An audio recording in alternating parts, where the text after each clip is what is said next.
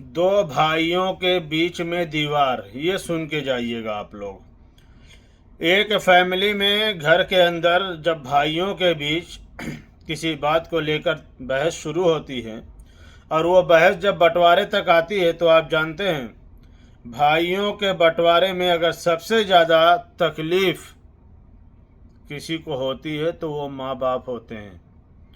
और उससे भी बड़ी तकलीफ़ तब होती है जब उस एक छत के नीचे एक ही घर में दो भाइयों के बंटवारे में बीच में दीवार चला दी जाती है। और आप यकीन मानिए, ये दीवार सिर्फ घर के बंटवारे के लिए नहीं होती है, बल्कि ये दीवार उन दोनों भाइयों की ज़िंदगी में रहती ज़िंदगी तक के लिए, हर मामले में के लिए ये दीवार चला दी जाती है। तो आप लोग कोशिश ये करें कि कम से कम अपने माँ बाप की ज़िंदगी में इस तरह के मामलात ना पेश आएँ। भाइयों के साथ मिलकर रहने की कोशिश करें। अगर आप लोग इस बात से सहमत हैं तो वीडियो को अपनों तक शेयर करें और इस तरह के वीडियोस के लिए हमारे पेज को फॉलो करें। शुक्रिया।